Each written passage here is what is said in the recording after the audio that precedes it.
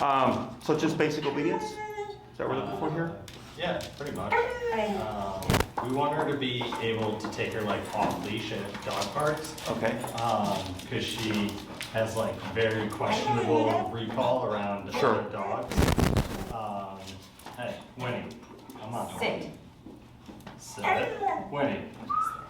There you go. So she's like decently well behaved otherwise, but recall with distractions that she's not great with. Sure. And then I don't know if you can help with this, but her play style with other dogs is like she nips quite a bit, which is like we've taken her to like a daycare, like 2 daycares, and she's had no problem. So like testing her with other dogs and whatnot, she's fine. We've had no accidents with other dogs or anything, but like it's an offsetting play style when she like latches and holds on to another dog or something. Sure. You know, people don't like her playing with their dogs, even though like the dogs, she's a lot. Sure. Yeah. What I'm gonna have you do here is I'm gonna have you switch your leash to her flat collar. Sure. And then when she starts to get really edgy, you're gonna just reel her in. You're gonna pull up on your leash and then press down on her hindquarters as you did earlier. But you're not gonna say sit, and then you're not gonna praise her afterwards. Okay, you're just gonna kind of repeat that process just to help her tone down. Okay. So pretty standard stuff. I just had a consult. So I had a client right now and then a consult before them, like almost the exact same thing. So the active play style, we can teach her better manners with the tools that we use. I'm assuming before reaching out, you did research on how we train and the methods that we use. Is that correct? Good. So we use e-collar and prong collar. We mainly train with e-collar. We incorporate prong collar if we think we need it. So like I have a client with like a 90-pound pit bull, a very strong dog who also has some leash reactivity. So they need as much leverage as possible. So they're using both prong and e-collar because 90 pounds is a pretty sizable dog. But more often than not, we really just train using remote collar. Because it's the one tool that gives us complete off-leash control. So on or off-leash, I have communication with the dog, okay? So are you guys familiar with what the e-collar is or what the technology is? More or less, we go to Trebs and everyone there. Oh, sure, so is that how you know it? Okay, cool. All right, so so all the dogs with the e-collar, they're most likely trained by me. So just to explain the technology, have you guys ever been to a physical therapist or a chiropractor? Yes. Have you ever had STIM? The moving machine? That's the e-collar. Okay, it's a muscle stimulator. So a lot of people think of it as electricity or electrocution, which is incorrect. Or you might hear someone refer to it as a shock collar, which is also incorrect. Shock comes from 2 places. One, when e-collars were first originally designed, they had like 3 to 5 settings. The ones we have now have 127 settings, okay? So 5 and 127 would be the same, but now we have 122 more divisions, okay? So it's much more fine-tuned. Whereas before, your dog could ignore 2, but then be yelping at 3. So then you're kind of stuck, okay? So it was more abrasive, it was more shocking, so to speak, because the jumps were so high. It also comes from the positive-only front. So in the dog training world, there's a bit of drama. There's people that use positive-only, praise, treats, rewards, and stuff, which is fine. But they're completely against any kind of correction or aversive type tool. So they'll use words like shock, pain, or torture to deter people from using these tools because who wants to shock their dog, right? So it gives the insinuation of electrocution, which is incorrect. It's electric, not electricity, is how I describe it, because there is a slight current that stimulates the muscle, but there's nothing happening anywhere else, okay? There's no risk of electrocution. The dog can go swimming in the collar. It's perfectly fine. It's a waterproof system, so that's just to clear that up, okay? So much like with a human, when they do the TENS unit, they start low, they work their way up. And they'll say, like, tell us when it becomes too much, right? And like, let's say they raise it up and you're like, hey, that's too high. I don't like that. And they go, okay, and they dip it down lower and it's moving your muscles and you're like, yeah, I can deal with that. And they would let it be and they would do its work, okay? It's similar to dogs, okay? We start low and we work our way up and we find a number that works for the dog, okay? So we're not needing the dog to jump around yipping and yelping, but we do need them to take what we're teaching seriously, okay? So we always want to operate at a number that the dog respects, so to speak, because if we operate too low, they're going to blow it off and it's not going to mean anything, okay? So the reason why we use the e-collar and why it's my go-to tool, whereas for a lot of trainers it's usually treated as a last resort, okay, is mainly because of how people perceive it, okay? Dogs are physical animals. When they play, they can use their mouth, they can nip and bite. When they correct each other, they nip and bite. When they show affection, sometimes they nip and nibble on each other, right? They're very mouth-based creatures. So I like to think of the e-collar as a bite on a button. So it's the way we layer it in is so that the dog understands it. Does that make sense? Mm-hmm. So the first thing that we teach with e-collars, almost always, pull up on your leash, press down on the hindquarters, very good, is the heel command, okay, which is leash walking. Mainly because up on the leash, very good, is leash pulling is one of the most common things that people want to address, and leash reactivity, which is lunging and barking on the leash, okay? Those two things are the most common things that we get of clients wanting to address. The heel exercise, because it's a leash behavior, helps address those two things, okay? Also in the city of Chicago, most people walk their dogs 3 times a day, 7 days a week, because they don't, not everybody has a yard, right? Mm-hmm. So that's 3 times a day, 7 days a week that you would be able to practice this leash walking exercise with your dog, okay? So e-collar is unnatural. Dogs aren't meant to have their necks be stimulated. So we need to have something that we can do regularly to teach the dog what it is, to recognize that certain decisions that they make will turn the collar on, and other decisions that they make will turn the collar off, okay? So leash walking is also non-confrontational. It's just you walking your dog. So with the leash walking exercise, it allows you to teach your dog how it turns on and how it turns off. Yep, go ahead and pull her in. And then for you, it also gets you consistent, regular application of it to also develop your comfort with how the e-collar works, okay? People tend to think of the e-collar as like, I'm only going to use this when my dog's at their worst, right? So they're using it sparingly, only when the dog's being really bad. So the dog doesn't really ever learn anything because it's not consistent, okay? In order for us to have any real impact on a dog's behavior and or create consistent, reliable results, is you have to be consistent with everything that you do, okay? So if I'm only using this thing when I need it, it's not happening often enough for the dog to think to itself, like, maybe I should start making different decisions, so to speak, okay? So a lot of times, like all this whining here, right? This would be overstimulation. Overstimulation, and go ahead and pull up on your leash here. Up. Come on. Up more. Now relax. Good. Overstimulation is a dog's inability to turn off. Okay? She doesn't turn off. Up on your leash. Yep, and then relax. Very good. So part of that is because, and you may have set boundaries for your dog, but they're not boundaries up that she respects and or understands as a dog. Okay, so boundaries for dogs is physicality. So if she did something to a dog that they did not like, they would nip and or bite her, right? To tell her, don't do that, right? That's how they would set that boundary. When we take dogs or puppies, we don't do any kind of real physical corrections because we're taught that that's wrong. We're taught that, that's abusive or what have you, or it'll make issues with the dog. So we tend to put the dog in the kennel for timeout. Maybe you use like a water bottle, or maybe you ignore the dog and you give them your back or something like that, right? Dogs don't do that. Dogs will just nip and bite each other, right? So when we take a dog within the litter that does get boundaries, because they start nipping and biting each other at as young as, up on your leash, as 3 to 4 weeks, okay? From the mother to the puppies, and from the puppies to each other. And they establish a hierarchy and all that stuff happens as young as 3 to 4 weeks, okay? And then we get the puppy at 8 weeks or at 2 months. And then they're given, or they're brought into a home where none of that is being done. Yep, up and then down in the hindquarters. Almost. Yep. Good job.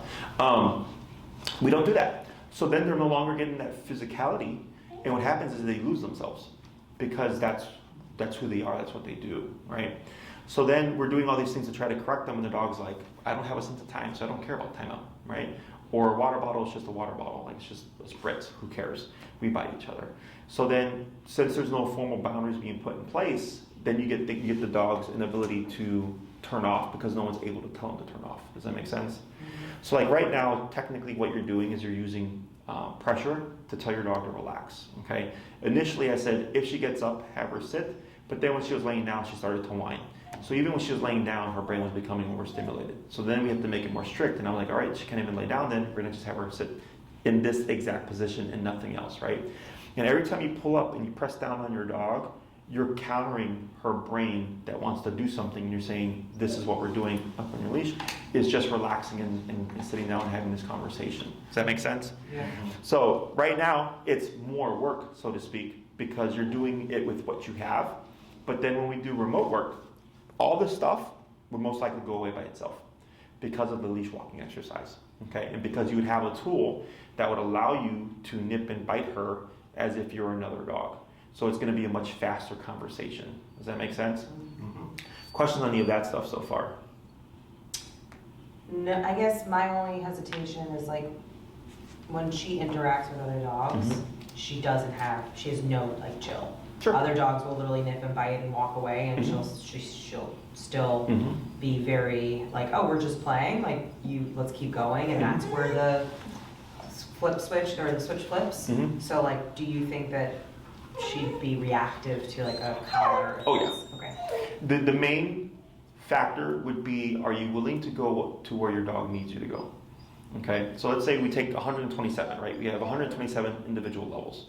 Is what holds people back the most is their willingness to apply the collar as frequently as they should, and or their willingness to go higher on the collar as needed for the dog. Okay, so most people see their dog's personality and they're like, oh, my dog's such a sweet dog, they shouldn't need a lot of power, so to speak, right? And I'll tell them, like, just because your dog is temperamentally sweet doesn't mean that they're not physically tough, right? So I had a dog that I trained, his name was Webster. He was a 7-month-old cream retriever, very sweet, very friendly dog, and his number was 90, okay, out of 127. That is very unusual, okay? Most dogs reside between 25 to 35, right? So for the owners, like, holy crap, our dog's number is 90 out of 127. It's 3/4 of the power, right? But they made progress because even though they were that high, they understood and could see that their dog was not listening to anything lower. Does that make sense? But if they were not willing to go that high or operate at that number, they wouldn't have made any progress because they weren't willing to go to where their dog needed them to go, okay? So for her, first thing we do is first 2 classes is healing exercises, okay? And we see, what does this address?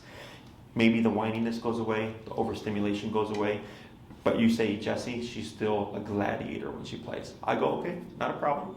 Now we can start tackling that because we need her to understand what the e-collar is and the conversation of it first before we can apply it to things like that. Does that make sense? Yep. Otherwise, you just go to the dog park and you're using it and she's like, I don't know what this is. Yeah. Okay. So once she understands, yep, there you go. Once she understands what the collar is, we can start applying it to nitpick at things we don't want. Okay. When we're dealing with socialization stuff, because we don't want to kill her socialization, right, or her socialness.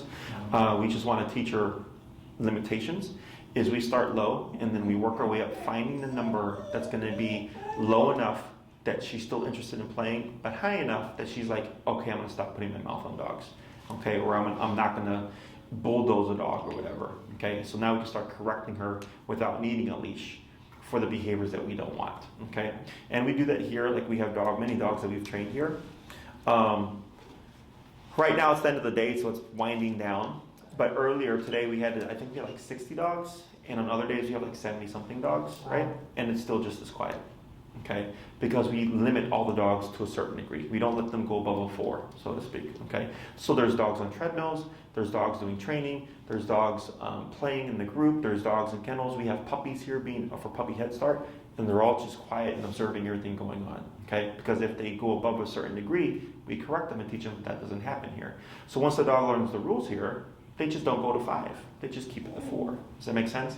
So, and sometimes we use the e-collar, and then other times we use, I guess familiar with Cesar Millan, the dog whisperer. Yeah. We use Cesar Millan methodology. But for you guys, I would teach you how to use your e-collar. Yeah, I'm not the alpha, but I think but I'm her friend. Sure. And that's tough. And that's a good thing to note because that does play a factor, okay? So the complicated thing about dogs is that we usually get them from companionship, okay? But you can't be your dog's buddy and your dog's authority figure at the same time. Does that make sense? Oh yeah, no, I know. Yeah, so, excellent. It's not that you have to be mean to your dog, but if you're practicing more I'm your buddy than I'm your mom or dad, right? Because that's how I look at it, is like a parent to child relationship or a teacher to student relationship, right? Is there's some kind of authority there, right? But friends don't tell friends what to do.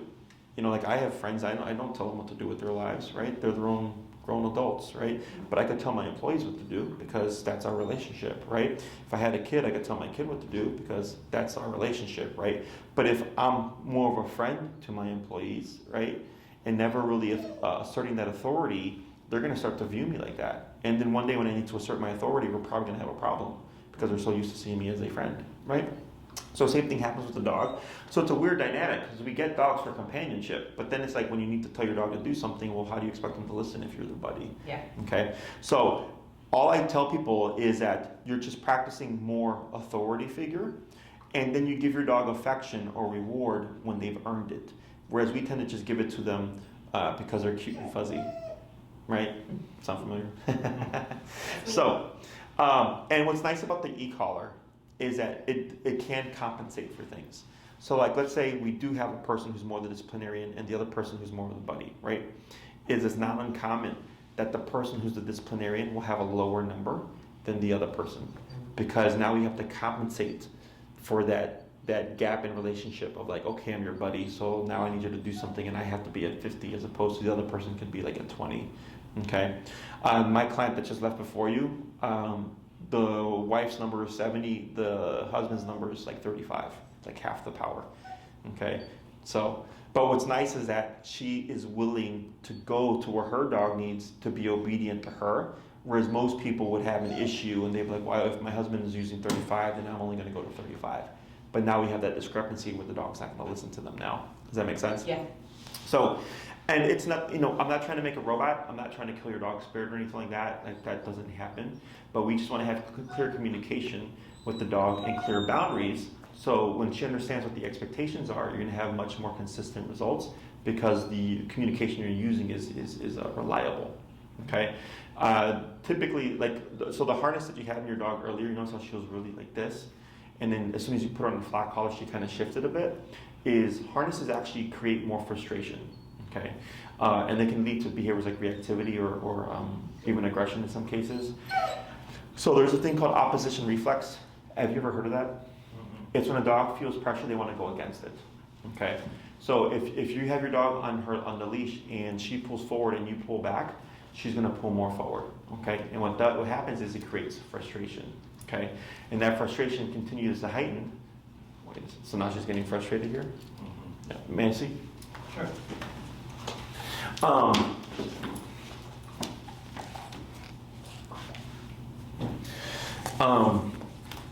It creates a frustration to that opposition reflex. And what happens is, every time your dog sees a dog, let's say she's completely friendly, right? And you always have her on that harness and you're pulling her away from the dog, she starts to associate tension or frustration to the dog. Because that's what happens every time, right? Now, she may be friendly going, I just want to say hi. But because you're always pulling her away and creating that frustration, she just starts to think, every time I see a dog, I feel negative tension and frustration. And they start to associate that to the dog. And then over time, it can start to create antisocial dogs and or dogs that become defensive. Okay? Harnesses are meant for dogs that are going to like pull sleds or actually work. They, in my opinion, have no real training value. So like horses wear harnesses to pull carriages. Huskies wear harnesses to pull sleds, right? Same thing for dogs. If she's going to be pulling something, then of course, yes, we would want the harness. Otherwise, it's really just proper conditioning and training to teach a heel or a sit or a come or whatever. Okay? Questions on any of that stuff so far? My only question, and I'm sure you get this like all the time, is the collar then like the only, like I'm sure the dog will listen to you without the collar a little bit, but it's like if I'm at the park and the dog doesn't have the collar for some reason, is that really my only way of actually getting its attention? Yes and no. Okay. So, and you're correct, that is like one of the most common questions I get. Is easiest way to explain it is, do you guys drive? Do you ever go on the expressway? Do you go the speed limit? Depends. Okay. You see a squad car, what happens? Yeah, you slow down. You slow down, right? So I like to think of the e-collar as a cop on a collar. Is when it's present, the dog understands there's an authority, so to speak, that there is risk of consequence, right? So it alters their behavior. So it's what's called opportunistic behavior. All animals have it. So it's like if you can get away with something, why not? So that would be an example of, the most common thing that people do is they speed on the expressway. I'm guilty of that as well. And almost everybody that I ask that question is, yes, I speed on the expressway, right? So it's nothing good or bad. It's just the way of the world, in my opinion, is that if a dog can get away with something, why do they have to do it, right? Mm-hmm. So it's not that you're always using the collar. It's simply that when you need it, you have it. So if I'm going to take my dogs for a walk and I know it's going to be a longer walk, if they're going to be off leash, I have it. If I know I'm going to have her off leash at the park where she's going to be playing and stuff like that, I would have it on. But let's say she's a great dog inside the house, you don't need it. Let's say she's a great dog when guests come over. You don't need it, right? So you only have it on when you know it's like, okay, this is where she has the issues. I haven't seen her like this in a while. Yeah, but you know why she's doing this though? Because it's like sustained. Yes, you have to do this thing, right? So all this nipping and biting at the leash and stuff is just frustration, okay? Because what I'm doing here isn't really a consequence, but the longer I have her and the longer I do this, the less she starts to do this because she's understanding she's not going to get her way, okay?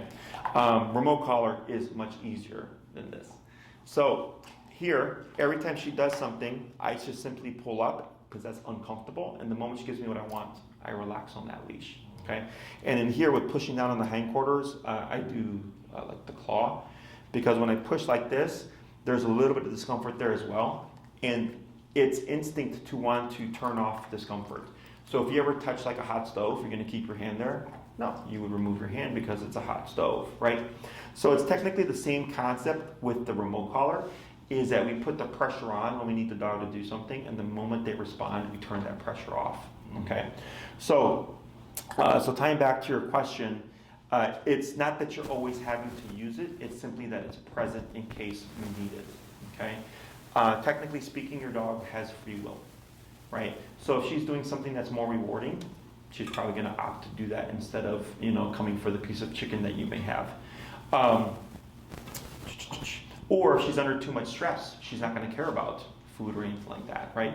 With remote collar, regardless if she's having too much fun and or under too much stress, we can get the dog to respond. It's just a matter of how much pressure are they going to need in order to respond, okay? Questions on any of that?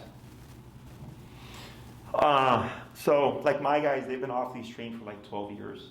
And if I know they're going to be off leash, I still have the collars on. Now, can I walk my dogs on a leash without the collar? Absolutely. Can they walk by my side? Absolutely. But I'm also a dog trainer. Okay, and so the main difference is that because this is my career, like my pit bull Lexi, I got her at 3 months, and I'm her fourth owner. So she went to 3 homes in 2 months, or 1 month, sorry, because she was such a hard-headed pitty. And then I got her, and she's a great dog. But the first 2 years of her life, it was training all day, every day. Every time I interacted with her, we were training, okay? Because the way that I train, it's as you live your life with your dog, you're doing the stuff that we teach. So that's what makes it effective and reliable. Whereas most tend to do little training sessions, and then it's like, okay, now I hope what I did in that 5-minute training session is gonna now apply to my life. But in order for training to apply to life, you have to immediately start applying it in life. Does that make sense? So most clients, because of work, or if they have their family, or stress, or just life that happens, right? You're not looking to become a dog trainer to train your dog.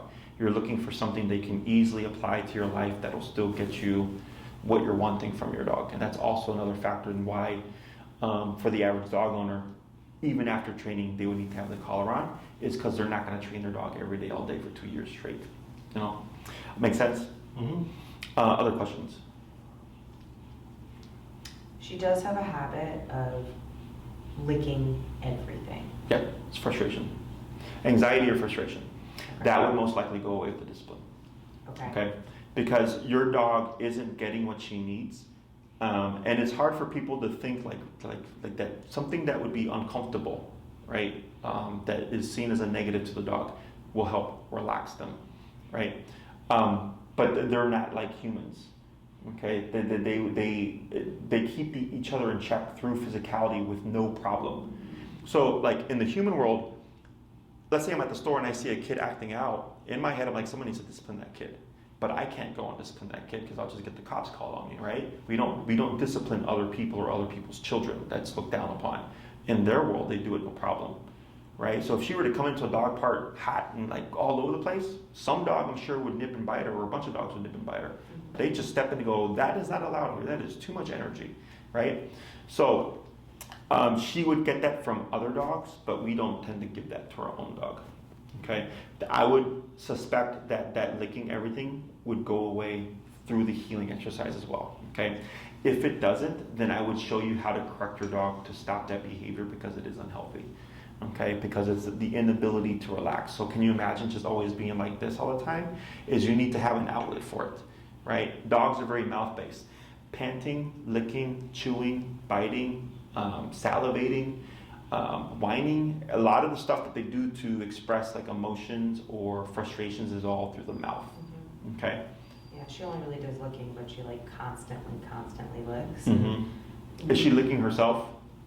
It's just us. She like I mean, it's basically kisses. She licks herself like any other dog licks herself. But like I've had 2 dogs growing up, and like she licks way more than it's noticeable. Yeah, you can't sit there without her. Like you'll be laying there, and she'll just be like going to town on your feet. And so like with that, I guess the other thing that I would like to mention is she's not fixed yet. We will get her fixed. They say sometimes that helps with temperament. I'm curious to see what your thought is. It will help hormone-based behaviors. Okay, so like if I have a male dog that mounts everything, neutering them will most likely stop the mounting because that's a hormone-based behavior. Okay, otherwise, in my opinion, doesn't have any effect on the temperament. I don't know how that myth is still around, to be honest with you, because one of the most common things that I get from my clients is if their dog's aggressive and their vet says, oh, neuter your dog or spay your dog because that'll help the aggression, and the dog's still just as aggressive. But they still keep telling people the same thing. Okay, so I wouldn't expect it to calm her down. I wouldn't expect it to like stop the licking or anything like that. Now, on the off chance, could it happen? Sure, like anything could happen, right? There's like no guarantee to that stuff. But yes, I believe a dog should be spayed if so that we don't have a ton more dogs out there. But I wouldn't look at it as like the answer for what you're trying to deal with. Okay. Other questions?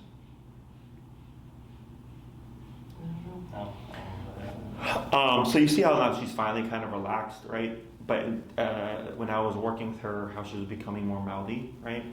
And then finally she's just like, okay, I'm gonna lay down now. So look at that mouthiness as like the peak of her frustration, right? So if I let that go, or if I'm like, all right, cool, I'm not gonna deal with this, what does she learn?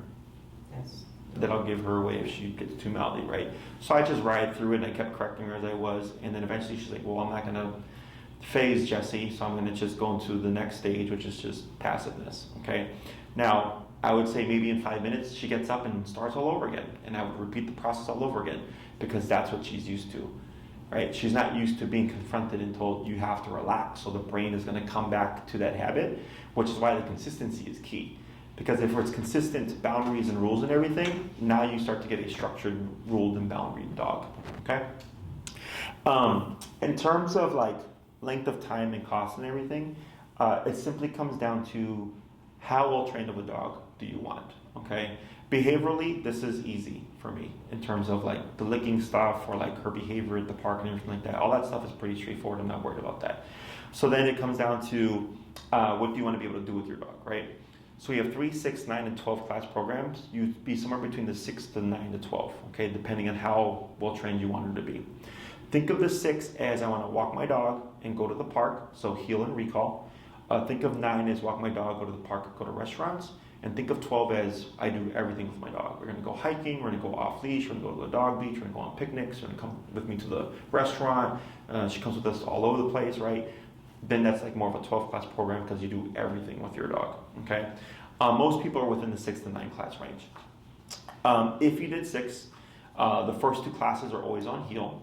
So you would show up with your dog, you'd have the training collar that I would recommend, and I coach you through everything.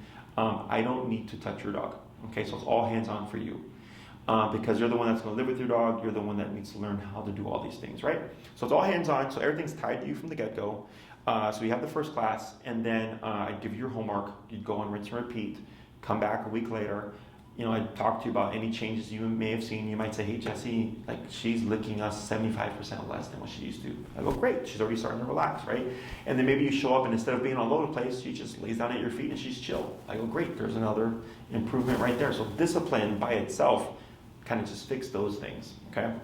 Then we teach the second part of heal, do a couple of exercises. Again, you go off, do your homework, come back, class 3, okay? Class 3 could be how do we correct like her active play style or heavy play style at the park? How do we correct other behaviors that we don't want? Maybe the licking really hasn't changed and you want to dial that down. We would cover kind of correcting all those things. So it's like me teaching you how to discipline your dog for behaviors you don't want, essentially. Otherwise, if that stuff is going well, then the third class will most likely be like recall, which is common called, okay? So I try to get recall in as early as possible because it takes the longest to teach, okay? It usually takes a few months because if you drill recall too much, your dog won't leave you. So then you're at the park trying to let her go play and she's not gonna wanna leave your side, okay? So you have to practice recall every now and then to not create that, to try to avoid it. Sometimes it does happen and I'll help the owner kind of work through that. But that's why it takes so long to teach is because we don't know how the dog's gonna respond. If I get a really drivey dog, which means they love playing and there's nothing that'll ever stop them from playing, then it's easier because they're willing to work for the ability to play. So we can just keep drilling recall, so it makes it faster. More often than not, the owners take a few months in order to get it to where they need it to be, but you will leave or finish your program with knowing how to get your dog there. Does that make sense? Yeah. So third or fourth class would be recall and or behavioral stuff. If you're doing the homework and everything's progressing well, and you want to teach her more stuff, the next thing I would probably suggest is stationary control. So like here we have a dog bed. So like let's say when guests come over or if you want to go to a restaurant, you want to bring her with you but you don't want her to be all over the place, you would send her to this object and her job is to stay put. Okay, so this is part of what we do here at my daycare. It's called stationary work or mental exercise where the dog has to sit still despite everything that's going on back there. Okay, so while there's dogs playing, dogs on treadmills, dogs training, they're like, okay, our job is just to sit here and relax. Okay, so it's a nice mental exercise. So if you're doing all your training, you're following through correctly, you're doing a good job, chances are we can cover stationary work as well. The sixth class can be a variable. It can we review recall again because we forgot something? It could be, can we review her playing with dogs because, we can't get her to listen? Then we can set up a play group or something and see what's going on, and then I'll show you how to do it in person. It's usually pretty straightforward. It's almost always the owner is not willing to go high enough to stop the dog from doing whatever. But yeah, the sixth class I would treat as a variable. Unless there's something you want to review, then we can cover that. But definitely leash walking, recall, and the play stuff, we should all be able to get done within 6 classes. If you're doing really good with everything and practicing stuff, we will get even more, okay? If you did 9 classes, it just gives us a bigger buffer to like make sure we get everything done. This is an easy enough case that I'm like, I don't think I need 9 classes. But if you did 9, one thing that we could do is advance her obedience to more of an off-leash level, okay? So the only command that needs to be off-leash reliable is the recall. It's common called, that's it. However, all commands can be built to an off-leash level. So there's 6 in total: sit, stay, down, come, place, heel. All 6 commands can be built to off-leash. It's just whether or not does the owner need or want it, okay? So earlier when I mentioned that 12-class program, that's what that's for. That's for the owner that wants all those things to be off-leash, okay? More often, more frequently, owners really just care about the recall and sometimes the heel. So if you did like a 9-class program, once we got everything done, and we've taught like a handful of commands, I would probably say like, do you want to advance what you know already to a higher level? Mm-hmm. Instead of teaching other things and keeping it on leash, you can be able to advance those things to off leash, okay? Questions on any of that? No, I don't have any. So we already talked about the e-collar stuff. Was she 30, 40 pounds? Like 35, yeah. Yep. Higher end of 30, yeah. Okay, so I would probably put her on one of two collars. Technically, she falls under a third one, but I wouldn't do that one because it caps at 35. So it's low, medium, medium high, and high in terms of output. Okay, so the low powered collar is for like a 30, well actually I lie, 15-pound dog and under. Medium low would be a 35-pound dog and under, right? So if she's already like at the cusp of 30 or kind of on the higher end of 30, one thing that we want to factor in is the dog size, their temperament, the length of the coat or how thick their coat is, and how much drive do they have. And if I'm working with like an aggressive dog, the level of aggression that they may have, right? All those things factor into the e-collar. So like let's say we got the 35-pound collar. It's great for the obedience stuff, right? Let's say it's working just fine. But then when we go to the behavioral stuff of her playing at the park, we might find she's so drivey that she's overriding the collar and it's not enough to get her to like stop the behavior, okay? So I would most likely recommend you put her on the 70-pound and below or 70-pound and above collar. They're both perfectly safe to use on her. I could put him on my 8-pound Chihuahua, he would be perfectly fine. It just means you get more from less. So on a lower powered collar, her number could be 60. On a higher powered collar, that number could be 30. Okay, so it just gets you more from a lower number. And this way you're not having to worry about like, oh crap, what happens if we're in that situation and it doesn't work, right? Then you got to return your collar and you got to get a new one and all that stuff. So I would suggest either one of those. The 70-pound and under collar is kind of bulky. It's like a rectangle shape. If you wanted something that's more aesthetically pleasing, the higher powered one is curved. So it's more rounded. So you don't notice this big old bulky box on a smaller dog. And it's only a $50 difference. The lower powered one is $287-ish with tax. The higher powered one is like $337-ish with tax. Okay, so it's completely up to you. If you care about the aesthetic of the box, then you can go the higher powered one. But she should be fine with either one of those collars. Okay, the collars last a really long time. The first collars that I had for about 10 years before I had to replace them. It is a rechargeable lithium battery like your cell phone, so over time that battery may need to be replaced. They're like 15, 20 bucks. You can do it yourself pretty easy.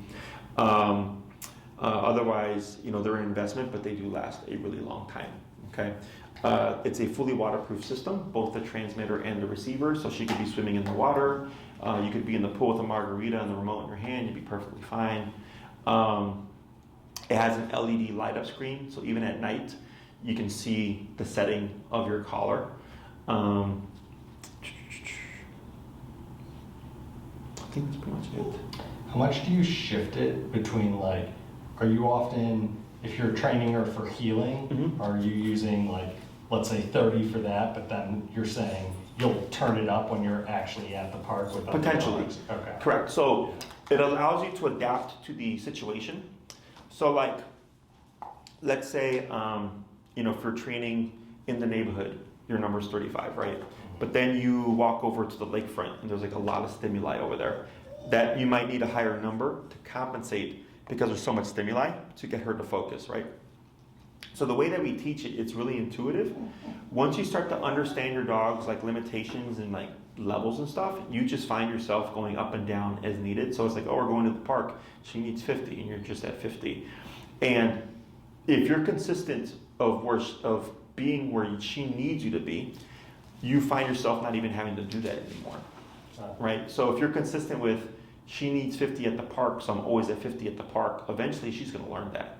And she's going to go, okay, well, there's no point in trying to, bite this dog's ear to play because I know you're always at 50. I'm going to get corrected at 50. I don't want that, so I'm not going to do that. What usually works against people is when they see progress with their dog, they tend to go down lower. And then the dog goes, oh, we're no longer at 50 anymore, we're at 20. So then the dog starts to act up, right? But then the owner, because they got their dog so far along, are hesitant to go back up again, right? So then they're staying at 20. And then they call me. And then I ask them, well, what's your number? And they're like, 20. And I was like, wasn't it 50? They're like, yeah, but the dog was doing so good. I'm like, yeah, they're doing so good because you're at 50, Yeah. So that's like the most common thing that I get. But as long as you're consistent with everything that you do, you should find your application of having to press the button starts to go down.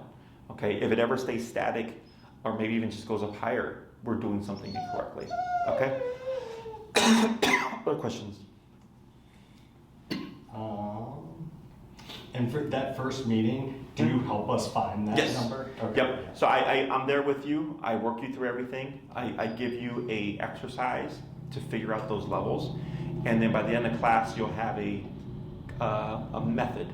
Okay, and then you just practice that method throughout the week, and then when you come back, I'll ask you questions. Generally, it's like, where did you find yourself starting?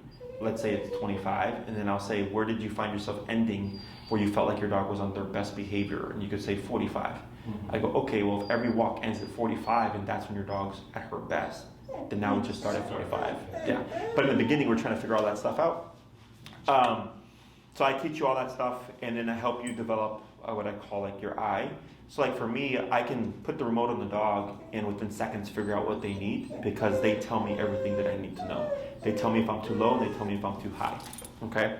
So once you understand how to read her behavior and her response to the collar, you'll find that you're not even looking at it, you're just kind of shifting up and down as needed. Okay? Other questions? I'm good.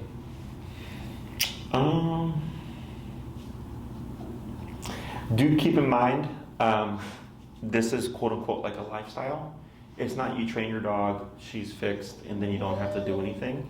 It's kind of like having kids. Once you have a child, like you're a parent 24/7, 365 till the day you pass, right? Same thing for the dog. The main thing is though, once you've trained, so all the hard work is in the beginning, but once you're consistent with everything, it's just, you just repeat that same, every time you walk the dog, we're utilizing our heel. If she does happen to get out of line at the park, you're still reinforcing boundaries if needed. If she's being a brat and whiny or whatever and she needs a correction, you correct her. But now you would have a tool or a means of being able to correct her in a way that it becomes less and less and less and less, okay? Because there's no such thing as a perfect dog. Like, I know if I run that red light here on Western University, you get a red light ticket because there's a camera there. And then a couple months ago, I risked it again and got a ticket, So even as a human, I need reminders now and then to remember not to run there.